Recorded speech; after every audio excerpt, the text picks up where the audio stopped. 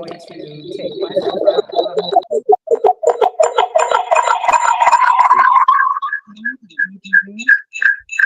I got a lot of reverb. Let me tell you what I'm gonna have to do is come off of here. Okay, wait a minute. Yeah, I can't make out what you're saying at all. I am in two places at one time. Okay. So let me do that. Okay.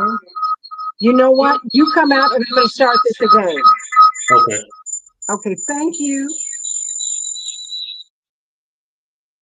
All right.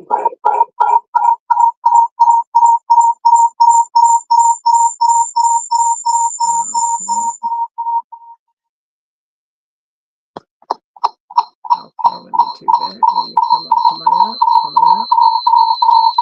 We're gonna do it just like this. We'll do it like that. We'll come out. We'll do it like that.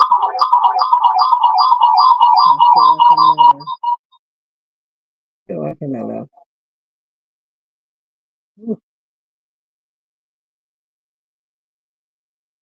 Okay, so let me do it like this.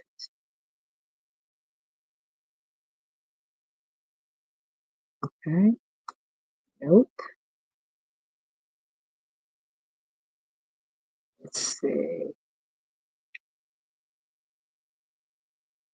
Okay.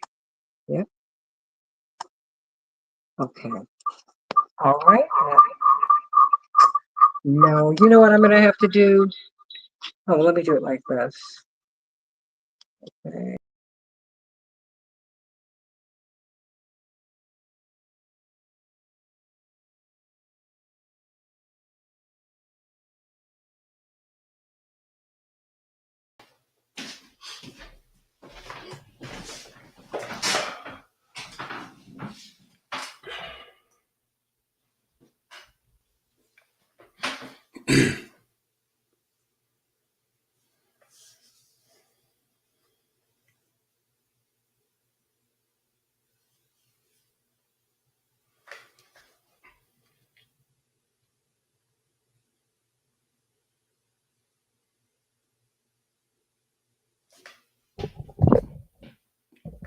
Can you hear me?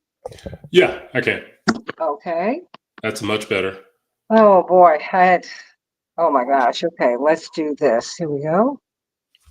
Okay. All right.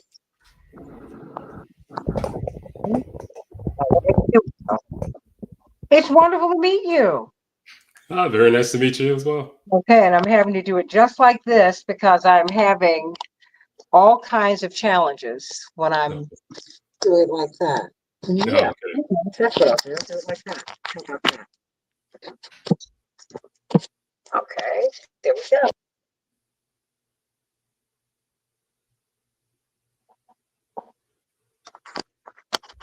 Okay, I think, can you hear me? Absolutely. Okay, great. All right. Well, this is we do the best that we can. Boy, you know, you and the alphabet boys always messing with me. Oh my life, all my life. I don't get it. Like, oh my God, I don't get a break. It's like this is a lot. But it's all right. Just give me one hot second because I was doing something else. And I'm just hoping that my mother does not call me again on this phone. Oh my gosh, I love You go this shopping? woman. No, I'm telling you, this is what she does. No, but you know, she's 81.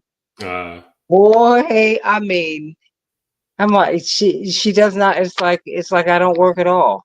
And I'm like, Mom, and oh my gosh, it just gets to be a lot. But you know what? I still have my parents, and I'm just gonna stay right on that and just be grateful for that. And how about that? So, but they are, my mother is a caution, and she is 5 feet tall, and which means you know she is a hell raiser. How about that? Really? Okay, here we go. Whew, okay, and you know I'm almost done. I'm almost finished with your book. Oh, okay. Hope you enjoy it so Well, far. I look, it's been like talk about a thriller. Oh my God. But I thought the title itself was intriguing, Yeah. so I'm going to come right to you, but I'm very excited and thank you so much. Oh, And we have been live for a minute, but now we're coming up in 30 seconds. okay. Hello, Robert. Hello, Andre. Hello, correctional officer for the lockdown. I love all of you so much. And we are up in 20 seconds, everybody. My mother's recipes, she doesn't do it like that.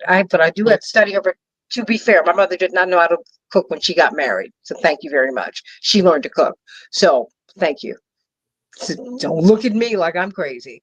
Okay, and we're up in four, three. Hey, everybody. Welcome, welcome, welcome to the Santita Jackson Show here on AM 950 Radio, the voice of progressive Minnesota. This show has given me an opportunity to meet you, to spend time with you, and to meet some of the most fascinating people in the world. And this gentleman is someone I have followed for quite some time because I have been intrigued by his journey. To see African Americans in particular, in these very interesting spaces. Um, is really fascinating because I know, number one, the old adage, we have to be twice as good just to be considered equal. So I know that, uh, I guess when my father was running for president, uh, someone said, well, we're the same. He said, no, no, no. I've had to work harder to get here. So I think I'm a little better than you. It doesn't make me condescend, but I know I've had to work harder. And this gentleman is really the fruition. He is many of our dreams brought to fruition. We did not fight to stay outside of the system. We fought to get in, and we fought to get in and to make a system more perfect. Like we're fighting to make America a more perfect union. And so I've been intrigued by this former CIA officer who was fighting for his life as a whistleblower. Indeed, that's what he was accused of being by the CIA. But that's not the full story.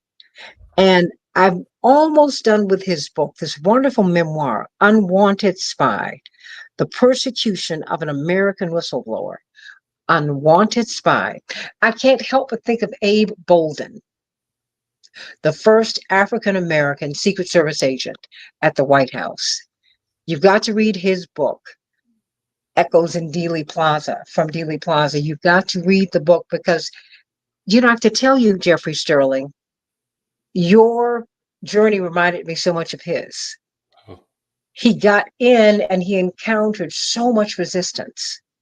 Although President Kennedy said, no, I want to bring you in, because he was trying to help grow the country and help grow the Secret Service specifically. But I welcome you to the show. I thank you so much for being here. And I hope to learn so much today. And hope that I know that many people will be able to, will benefit from this conversation that we have. I know that we will. So oh. welcome to the show. You're part of the family now. So here we go. Thank you so much for having me. Oh, thank you for having me. Tell me, a whistleblower. Is that a fair characterization of you? Um, I believe so. I think also, I was a whistleblower two times over. Went through the proper channels. I blew the whistle about racism at the CIA. I blew the whistle about a dangerous operation at the CIA. So, those are both instances of me going forward and trying to do something, trying to right wrongs that I saw with no justification for what they were doing and breaking the law, if you will. So it took me a while, but I became comfortable with that, notion and that label as a whistleblower. Even as whistleblowers, are really being prevailed upon by the government. I mean, and that it has continued to grow. I mean, whistleblowers. I mean, and we depend upon whistleblowers. Absolutely. We celebrate Woodward and Bernstein for having gotten information from whistleblowers for ostensibly uh, uh, ending a corrupt presidential administration. So, I mean, there's some whistleblowers that who we celebrate, and others who we, no pun intended, attempt to assassinate. So help me to understand. Number one, how did you get into the CIA? Is this something that you had always wanted to do? No, I did grow up a fan of James Bond movies, if you will.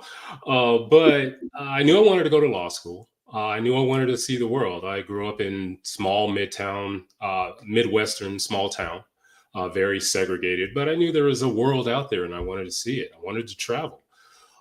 During law school, I was looking through the want ads. I was in my third year, looking through want ads and saw an ad for join the CIA. It wasn't a hidden ad or anything. It was in bold letters, join, CIA. Like, oh, wow, okay.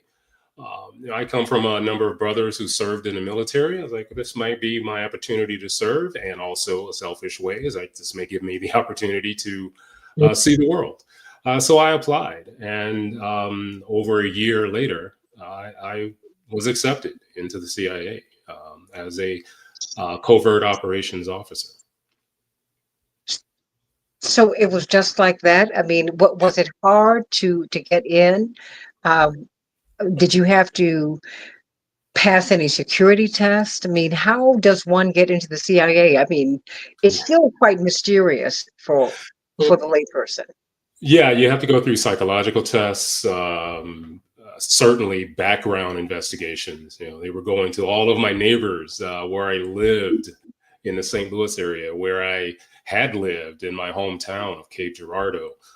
Anyone I'd ever had any association with, they had been interviewed about me. So a complete background check, physicals, psychological tests as well, and it was nerve wracking. As I said, it took over a year going through this process. Being poked and prodded, if you will, physically and mentally, and so I felt a sense of accomplishment when I received the letter for an offer of employment with the CIA. It's like I had been through hell to get here, and darn it, I'm going through with it. So, So what did they hire you to do? I'm sorry. What did they hire you to do? To be a covert operations officer within the clandestine service, if you will. I went into the CIA undercover. So no one other than those really close to me knew exactly what I was doing after law school. Well, I worked at the St. Louis Public Defender's Office for a time, but once I was accepted at the CIA, I went there.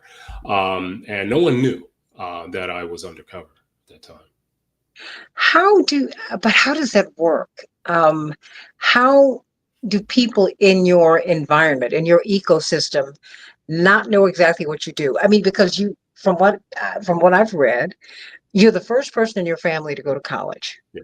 and and graduate. I mean, and then you go to Washington University Law School, which is one of the top law schools in the country, right?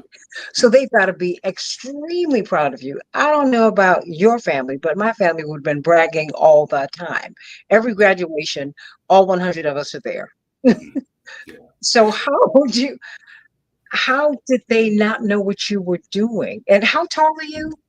About 6'4". Yeah. So you kind of stand out. So Oh, so help me to make this make sense for me. okay. Yeah, it's a personal choice who you tell, especially if you're going undercover. I didn't feel that it was entirely necessary for me to divulge that to my family. They didn't understand me going to college. They certainly didn't understand me going to law school. Saying that I joined the CIA, I think, would have been not difficult for them to understand, but maybe to accept. Because I was like them. I grew up hearing about how horrible the CIA was. how disgusting the operations it did, especially if there's anything that involved African Americans. So, that was the system that, we as Black Americans are always having to fight. I was joining the man, if you will. But, I didn't separate myself from my family completely. I just let them know what my cover was, what my job was, where I was living. So I didn't, and it's easy to do going into a life of being undercover is to cut off the previous life that you had. They were still my support system. They're still my family. I still love them and they still love me. And I didn't want to separate myself from them.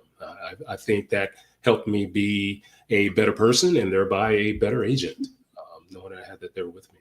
Yeah, I was just because you didn't strike me as someone who would have separated yourself from them. It's just trying to figure out how you're able to do that. I remember when Valerie Plame was outed, Mm, when her cover was blown. It just so many relationships were unplugged, and we knew her and we knew her husband. Actually, he was the person who we always see whenever we went into an African country because mm, he was posted in so many for so many years. yeah. Because my father never wanted to present himself as a hostile force. Mm, He's like, I'm not working for you, but I'm not hostile to you, but I've been invited by said government to meet with them, and there's that. yeah. When what was your experience in the CIA? Because many people on my chat line remember my interview with Mr. Bolden, Mm, and his story is so fascinating. I mean, he just really opened the door for so many of you who are in these elite services. yeah. Um, and of course, this was 1960, 1961. And he was dealing with so much hostility. But it's a power. It's also a power game because the CIA is so elite. It is. It is really probably the most elite of these forces that we know of. So anyone who gets in, it's of course one would imagine that people would try and size you up. Yeah. Oh, But absolutely. as a Black man, what did you encounter? Well, the first thing that I encountered when I got there, I mean, you mentioned elite. I was expecting to be amongst these superhumans, these top of the list men and women in the country, the best the country had to offer. And it was a little bit of a letdown that I didn't see that. I didn't have that experience, but it didn't matter. I went in with more education and kind of more life experience than a lot of people that were there already. But okay, fine. That did not quell my excitement of joining the agency. I mean, I was so excited. I'm sure you've seen pictures of the building there in Virginia with the huge parking lots. And, I would park new, so I was parking far away, but I would walk all the way around to the front of the building to go in the front doors so I could walk across that emblem. That's how proud I was to be a part of Tell that people about organization. the emblem because the CIA, it's a very imposing place. It is. It's when I was there, and this is of course years and years ago, but Mhm.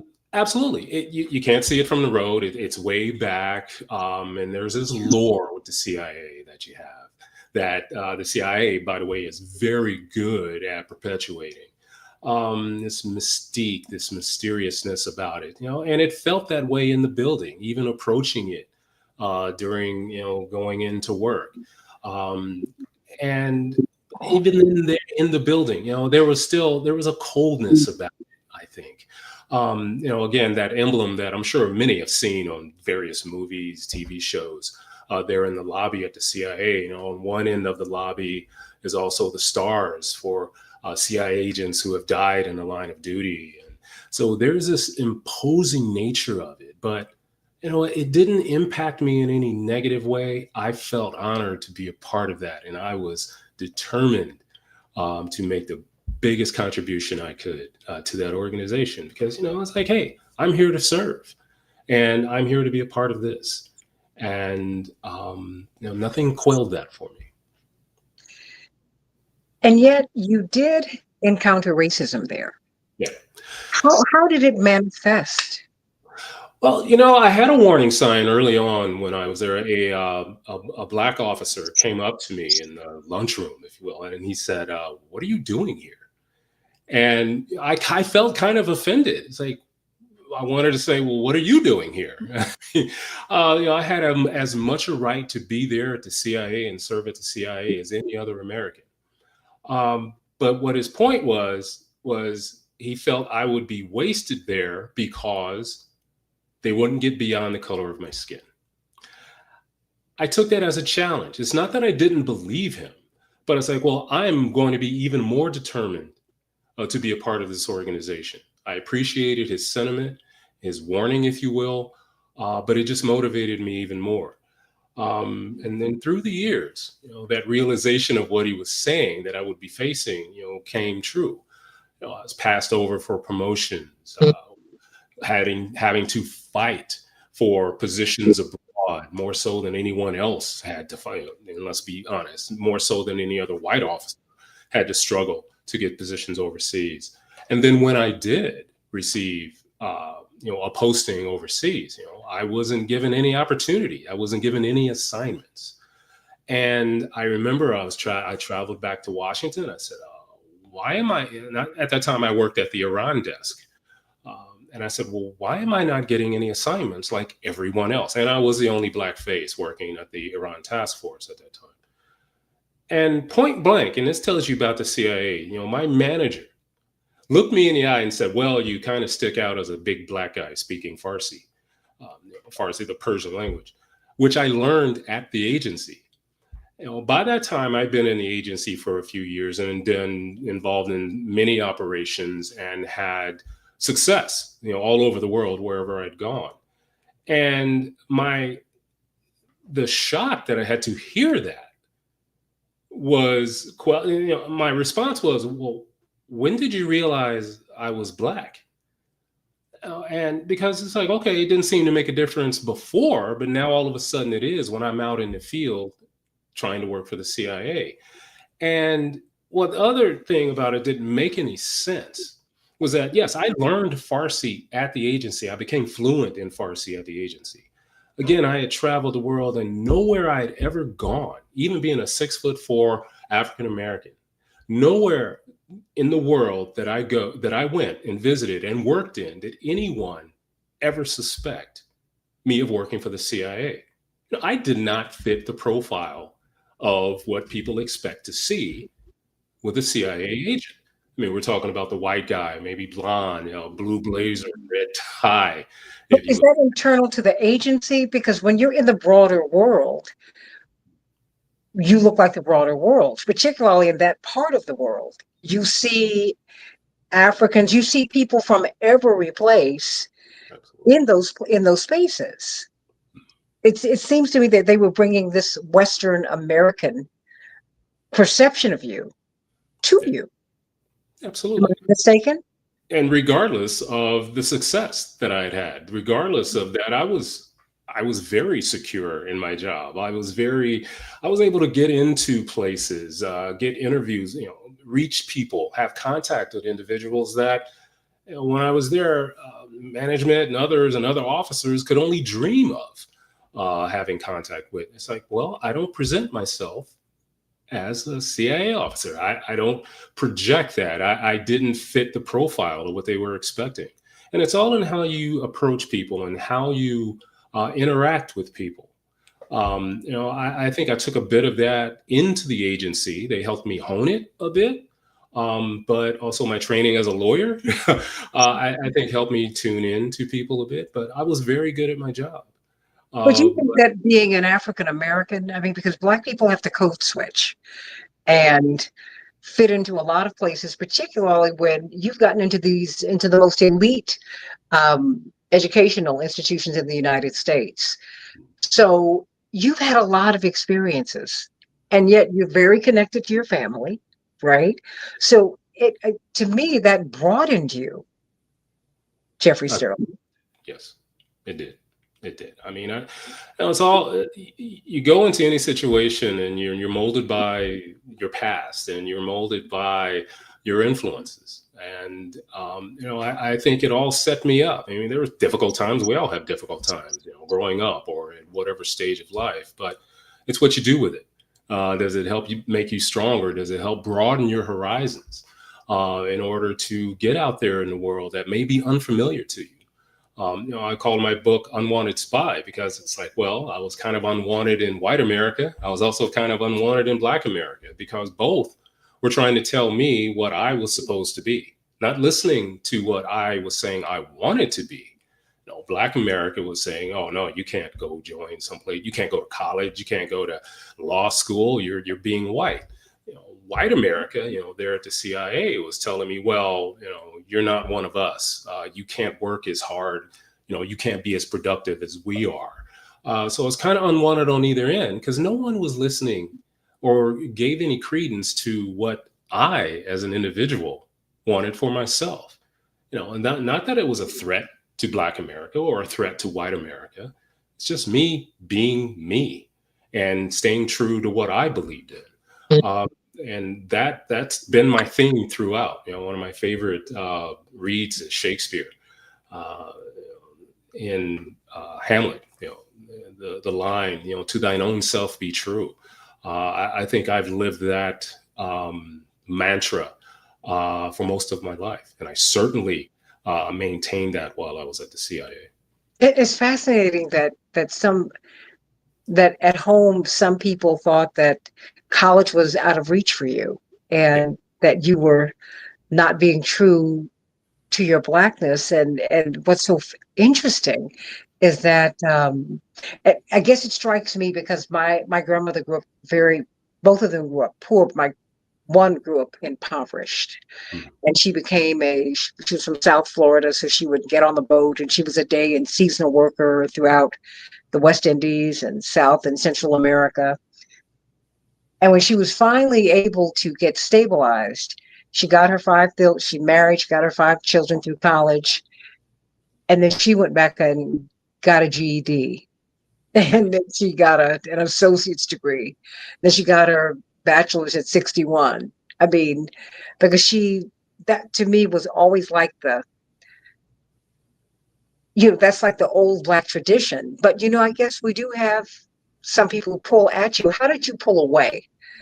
And Well, I mean, because you've held on to your blackness. I mean, yeah. how did you? But how have you made the balance? Because you strike me as a very balanced human being. Um, well, well, thank you for that. I'll take that as a compliment. Yeah, you Um, delivered a saying. feel how you get through it. I took inspiration from my mother and family. In Cape Girardeau, and a lot of people didn't remember this even when I was growing up there. That the schools are segregated. There was a black school, for only blacks and whites, and the black Mm. school got the used books from the whites. My mother, most if not all of her friends, my grandmother and her sisters, my aunts and uncles, all graduated high school. Mm. And it's like, I took inspiration from that, the struggles that they had to go through, the unfairness with regard to getting an education. And I felt like, well, they can do it. They've set me up to do it, and I'm going to do it. Even though, as like you mentioned, your grandmother, my grandmother, when I let her know that I was accepted into law school and that I was going, she looked at me with a very serious look in her eye and just said, I was kind of wondering about you going to college, but law school, I think that's just about above where black folks need to be. Wow. Um, and even despite that, and despite not not having any sort of understanding or family, it's like, well, I'm not doing this. I'm doing this for me. I'm not doing this because I'm black. I'm doing it to be proud as a black man going to college, going to law school. And it's like it was kind of hard to convey that to them. Just it was a different world. Yeah. But I think me getting that basis of their determination to get their education just really invigorated me to go as far as I felt I could go for myself. But I don't think that people really understand how segregation, how profoundly segregated Missouri and Yeah. this Southern Illinois, and I mean, just coming up the Mississippi River. Who, I mean, you get a little bit of a break, kind of, sort of, in Chicago, although it is still the most segregated city in the country. You get a bit of a break in Detroit, a little bit, a little bit, a little bit. Mhm. But there are sundown towns, where you have been. And please, I grew up in a city where all the mayors up until Harold Washington were in an area that was unwelcoming to Black people after sundown. Mhm. And I mean, that's just how I grew up here. Help me to then understand with these, I mean, and it's clearly overcoming these barriers. They made you stronger. And yet there was something that was not sitting right with you. Yeah. There was something that, I mean, how did you get to the New York Times talking to a reporter there, Mr. Wright?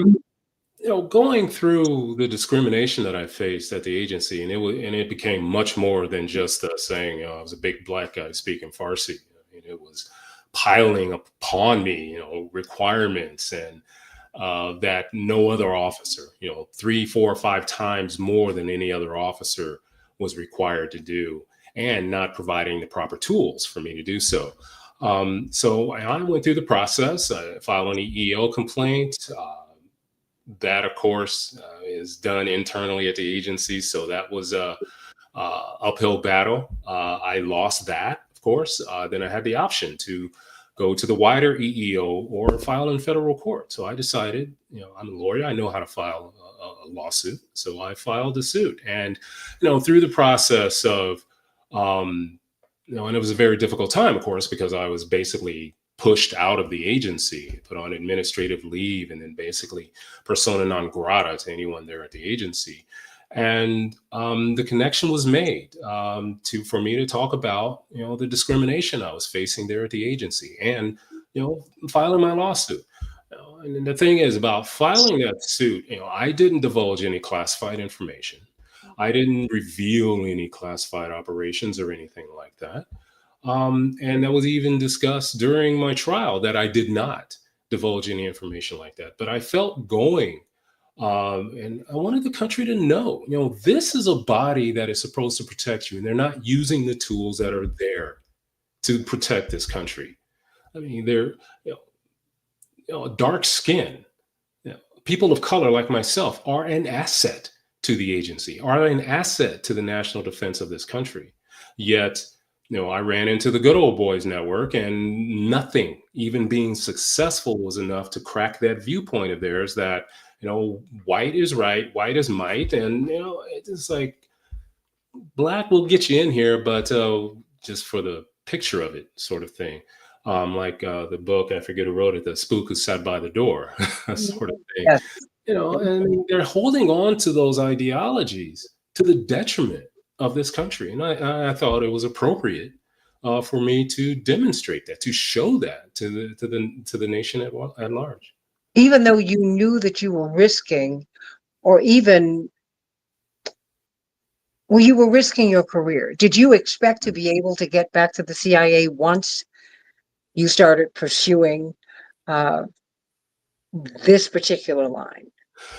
I had dreams of things getting back, of being treated fairly, finally, of them acknowledging their treatment of me. But that quickly faded, as they really had no intentions of doing anything to meet me halfway or even listen to me. Uh, and I think once I filed that suit, I knew then myself that, okay, my career with the agency is over, but my serving my country is not. And I can do that through this suit. And it was difficult, knowing that I was doing something that was going to be the end of my career. But there's that same determination popped up again. It's like, well, no, this is wrong. I've been wronged, And I'm going to stand up for myself. I'm going to fight for myself. They're not going to disparage me.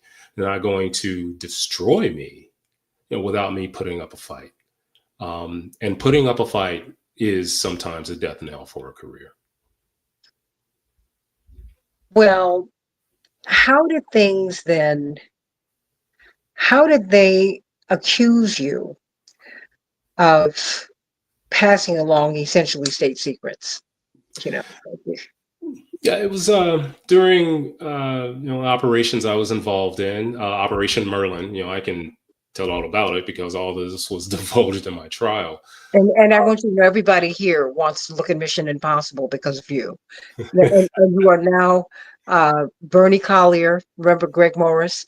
Now they're saying, okay, I'm gonna have a people and I'm gonna go back and watch it. So there you go. I was involved in an operation to thwart the Iranian nuclear program, Whew. to prevent them from gaining a nuclear weapon. And the idea was that I would groom a Russian scientist to approach the Iranians with plans for a nuclear weapon. And unknown to the Russian scientists, the plans were flawed. So even if the Iranians were able to put it together, it wouldn't work. And that would set their program back a bit. I had some hesitations about the program, from the start, but I was given assurances. These plans were rigged by brilliant minds at the national labs, yeah, and assurance that this was all the way up to the president for approval and things like that.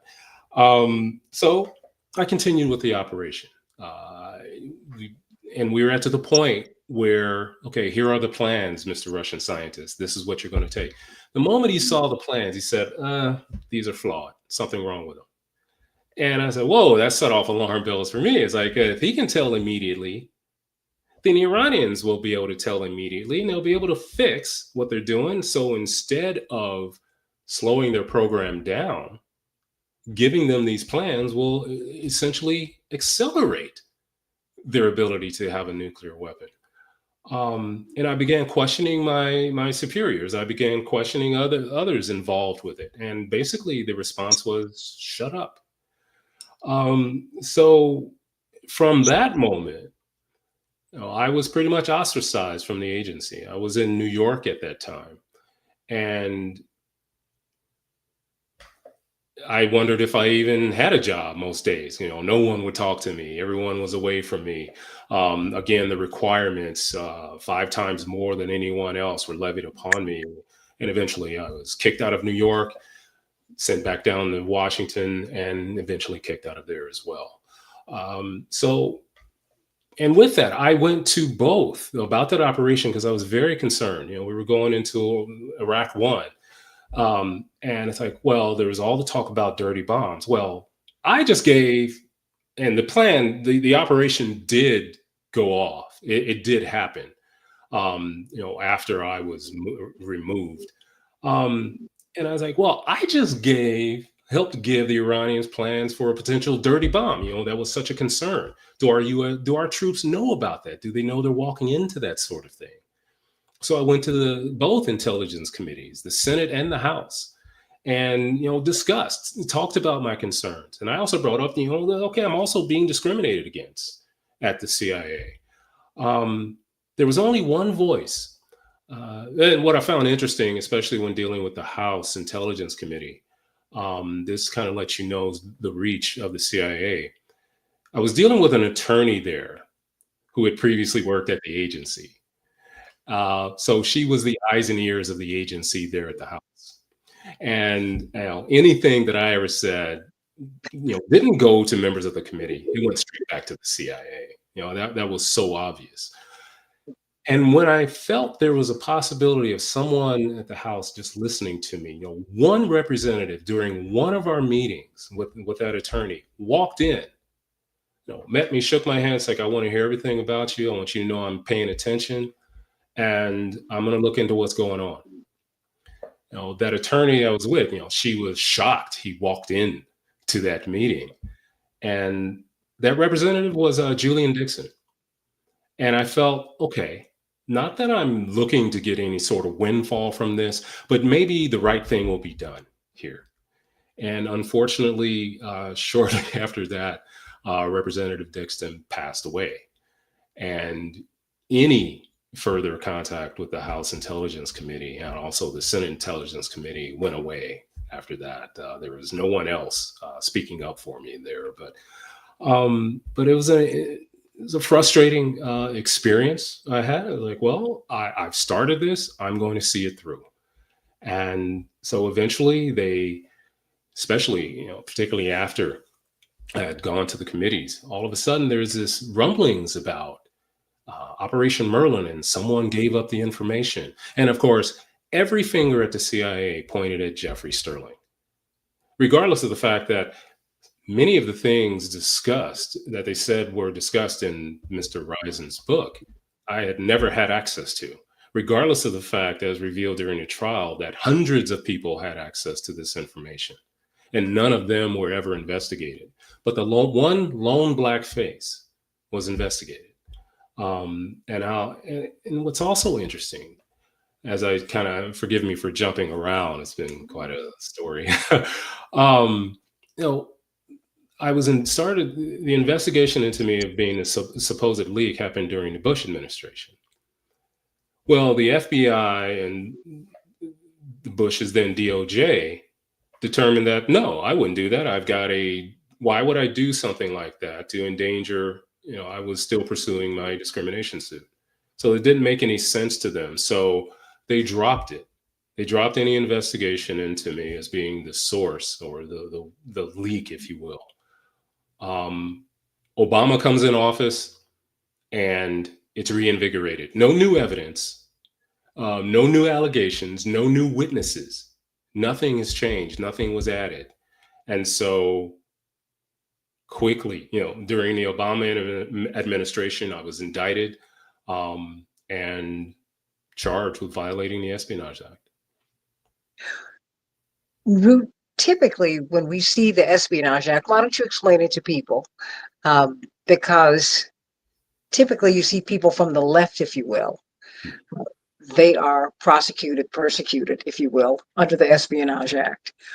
What is it, and why were you charged under that act? It's a law that is directed at individuals who may give informational national defense to the enemy, particularly during wartime. It is really about espionage, turning national defense secrets over to a foreign enemy, that sort of thing. It's been widened ridiculously, particularly when it comes to whistleblowers, to the fact of just divulging any classified information. They'll charge you under the Espionage Act. And they do so because there is a lot of leeway that the Attorney General and the DOJ has in using the Espionage Act. They're going 100 years per count, 10 whatever years per count. And they really frighten people with being charged under the Espionage Act because, hey, I was a spy, if you will, for my country.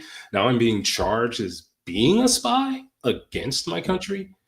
I think the use, particularly with me and many other whistleblowers, the use of the Espionage Act has, if you will, been bastardized to being a political tool to silence dissent. And so, being charged with that was shocking to me that I was charged with that, for doing, being accused of doing something I certainly didn't do. And also with the seriousness of, being charged with espionage. No evidence, not a shred of evidence, all circumstantial. And the only circumstance, the only thing that I've said that was proven beyond a reasonable doubt during my trial was that I was Black. That's it. Nothing else. There was no evidence, no showing that I met the reporter at this time and gave this information. Absolutely nothing. Letters that they said I gave him, either didn't exist or they were just speculating that they did. But nothing. And it was a show trial, if you will, just to show just how good the CIA is, and we do great operations, and here's this rogue guy who's not part of us. And to demonstrate how it was a show, and forgive me for just kind of rambling on about it. You're You not rambling. I mean, because you're helping us to see. I mean, a lot of people here, uh, we understand being railroaded in the system. So it's not there. You have had a whole lot of experiences. That's why I said before I could even ask you any other questions. I think that people need to know you. know, okay. Yeah, That's- and and during the trial, and the CIA is always wary of divulging anything related to sources and methods of its intelligence collection.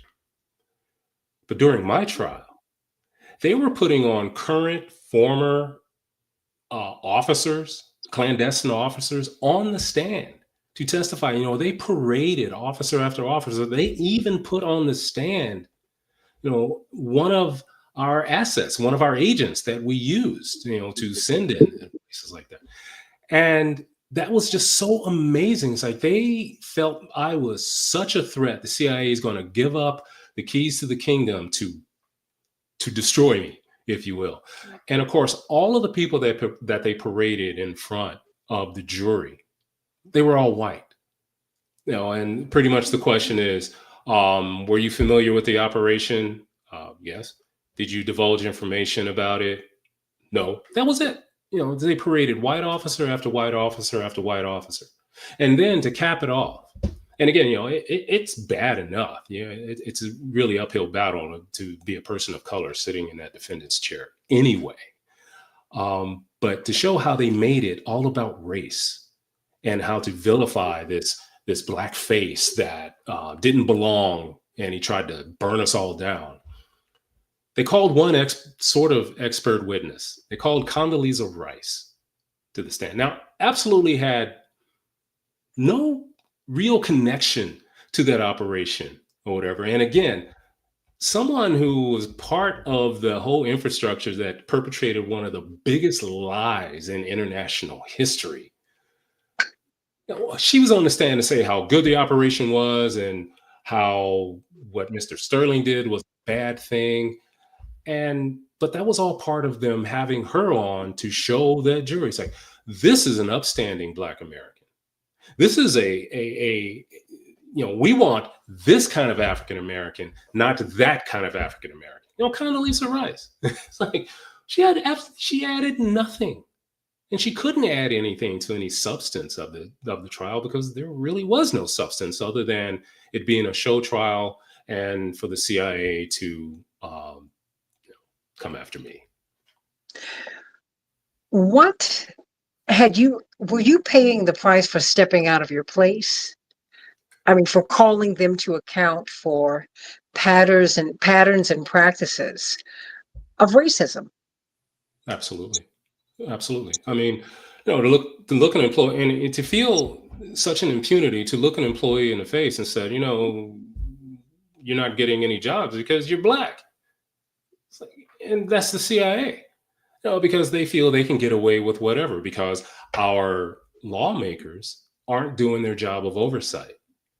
They're not looking at the agency. How is the agency take serious when people come to complain about the agency? Don't be fearful that you're going to be branded un-American if you start questioning operations at the agency.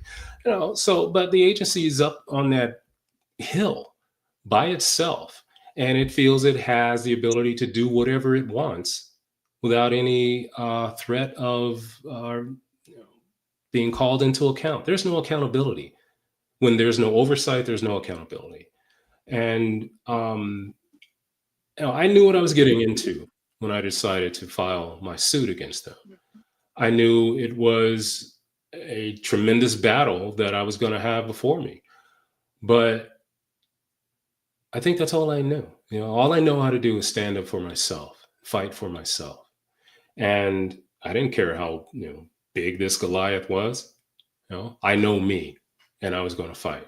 Did I pay the price? Yeah, I guess you say. Eventually I ended up spending 2.5 years in prison. Well, But let's get there because you went through the trial. Yeah. Did you think that you had a chance of being found not guilty, of not being found guilty? Well, I had this belief in the law and the belief in the laws that I was being tried under, and the process I was being tried under. Innocent until proven guilty, guilt beyond a reasonable doubt. None of that applied. The jury was completely one-sided for the government. The jury pool there in Alexandria, Virginia. It's all pretty much everyone related to defense contractors or others in the intelligence community.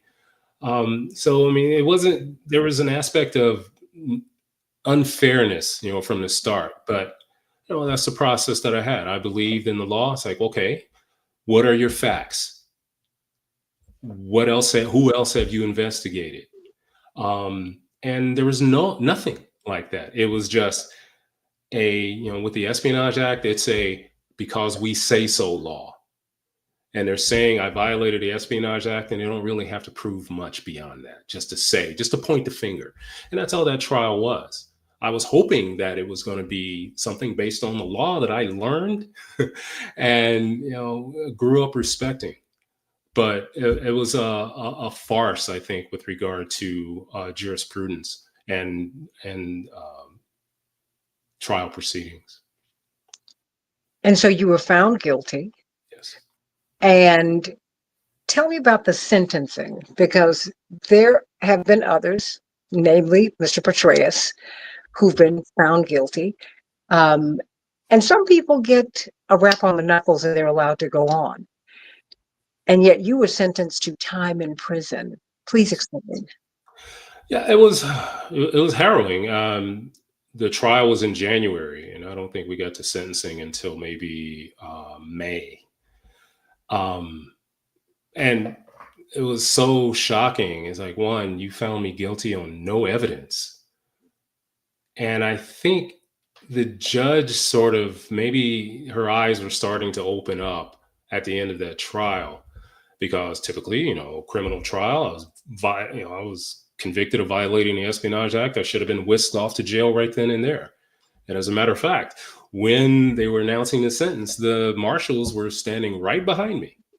And the judge said, no, come back for sentencing. Everyone was in shock with that. So I had months then to just wonder, what are they going to go for? I think they were looking at wanting to send me away for over 100 years, 10 years, I think, on each count, that sort of thing. So I was kind of feeling that, okay, this might be the end of everything for me. And you question yourself, was it worth it? Sort of thing. And I just kind of set that all aside. And it's like, well, let's see what's going to happen. We really had no idea what that judge was going to do with regard to sentencing. So the day came, and she announced 42 months. And that was the only time the prosecution became absolutely livid. They wanted much more time. I mean, he stood up, you see his face was turning red. And the judge basically said, that's it, sit down. That's all I'm sentencing to. It's like, so then you come to the realization, it's like, wow, you convicted me wrongfully so of being a spy against this country. And the judge sees through all this crap and just gives me 42 months as opposed to tons of years in prison. I think that was a demonstration also of just how unfair the whole thing was, how much of a show trial it was, how much it didn't make any sense. And then while I'm sitting there in prison, seeing Petraeus get his, slap on the wrist, not even that, I think he was still rewarded. He still had security clearances. And the evidence against him and other individuals like that. And then in my case, absolutely no evidence, just conjecture that he was a disgruntled employee. And one thing I want to point out about my discrimination suit, about the trial, they kept portraying me as, again, a disgruntled employee. I was angry that I lost my discrimination suit. Well, the thing is, I did not lose that discrimination suit. When I filed, the government moved to have my suit dismissed because it would pose a threat to national security. How?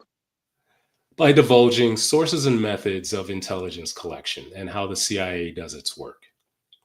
Yet they charge me and go to trial and do exactly that. They used the law to prevent me from suing them, but then use the exact same law to prosecute me or persecute me, if you will. And that, it's like, really, I saw, okay, we really do have, and I knew it before then, different systems of justice in this country. There's one for the not powerful, hence what happened to me, and one for the powerful, like Petraeus and the others. And I will also Is it say, the powerful or the protected and the unprotected? well, Because to me, you are the powerful has those it will protect. So that can be a broad group. But the powerless and the unprotected, they're at the whims of those in power with because I regard think to how laws administered. it seems to me your testimony. I don't see you as someone who was not powerful. I feel that you were so powerful that they had to make an example of you. You know, I can certainly agree with that. I think they had to. because they had I to was push on you. TV talking about discrimination at the agency, and you know that was and they mobilized this machine, this PR machine at the agency, with the sole purpose of destroying Jeffrey Sterling. That's like the case with whistleblowers in general. You don't address what's being brought up, the allegations or the misdeeds that are being discussed and revealed. You go after the person doing the revealing.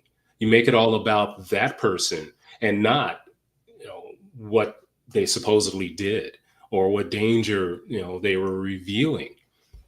So one thing I would say with regard to whistleblowers, the term whistleblower, when it's in control of the government, who whistleblowers are trying to call into account. There are no whistleblowers. It all becomes leakers. To the government, there is no whistleblower. They're all leakers. Illegal leakers, that sort of thing. So we need more dialogue about how individuals, and it takes a lot to come forward. I didn't grow up and wake up one day and say, I'm going to be a whistleblower.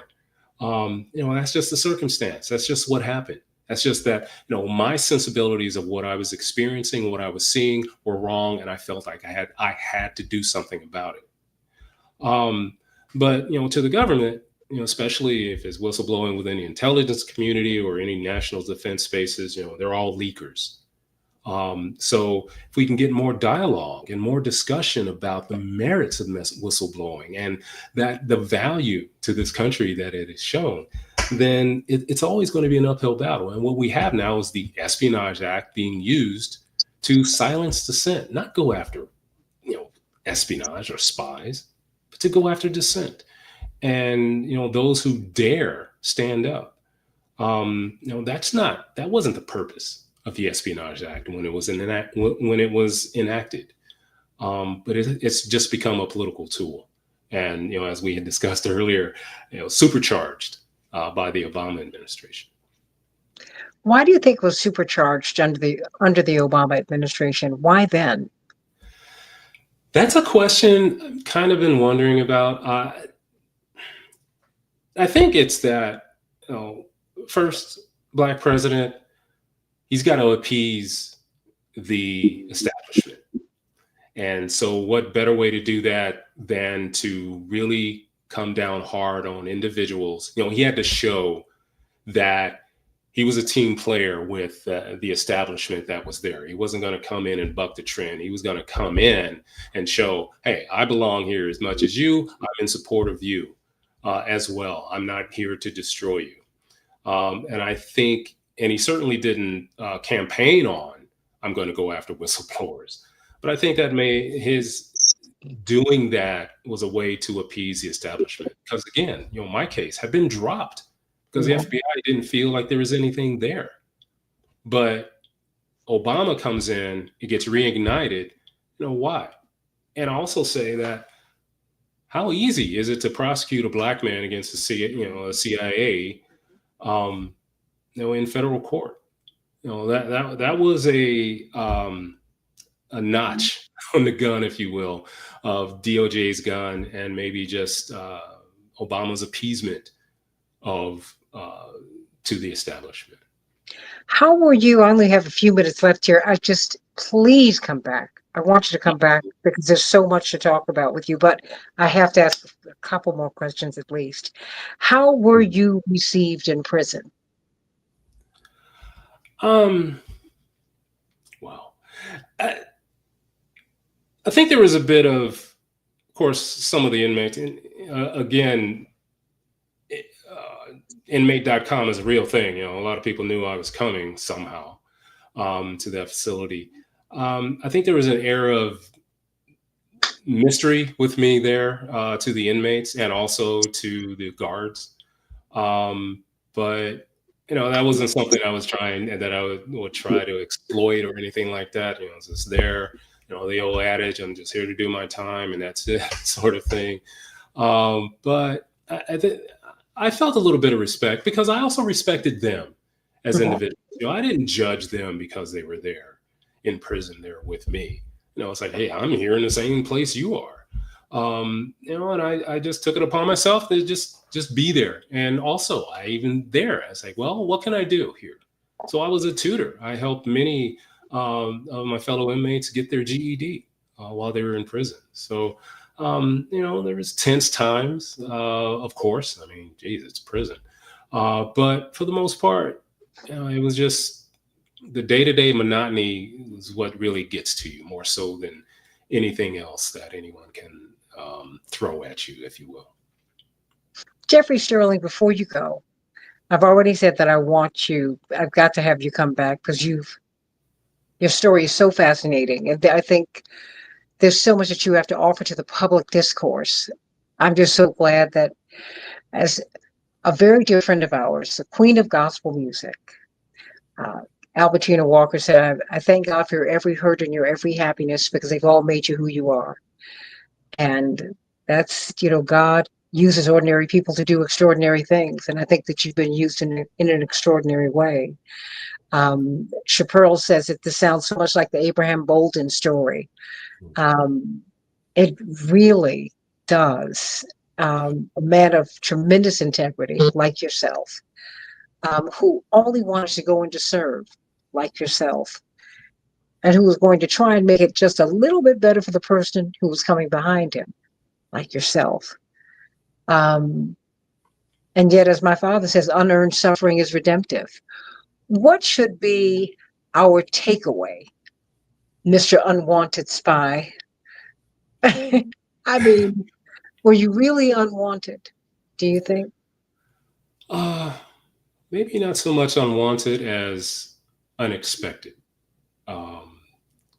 in pretty much whatever aspect of America.